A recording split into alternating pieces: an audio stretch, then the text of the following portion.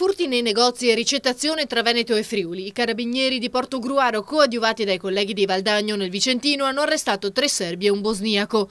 Le indagini sono iniziate lo scorso ottobre dopo la spaccata in un negozio di profumi e prodotti per l'igiene ad Annone Veneto. Poi il blitz in mattinata a Montecchio Maggiore, dove uno dei ladri, 36enne serbo, ha speronato una gazzella dei militari senza riuscire però a fuggire.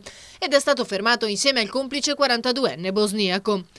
Quando sono stati sorpresi stavano scaricando da un monovolume rubato a Montebelluna diverse casse di profumi. L'obiettivo era non soltanto cercare di colpire il sodalizio criminale o i soggetti che commettono questo tipo di reati, ma anche far sì che il materiale rubato tornasse ai legittimi proprietari, anche perché taluni hanno subito danni ingentissimi al punto da pensare di dover chiudere l'attività commerciale. In un garage nascondevano decine di sacchi per l'immondizia contenenti refurtiva per un valore di circa 44.000 euro. Tra gli attrezzi rinvenuti anche un ariete in acciaio costruito artigianalmente. L'ariete, diciamo, lo definirei, come posso dire, l'elemento che più caratterizza il gruppo, perché dà l'idea della capacità, dell'aggressività che li connotava. Un'aggressività che appunto non si fermava di fronte a niente, utilizzava strumenti in grado di sfondare porte blindate e anche vetri blindati di qualsiasi natura.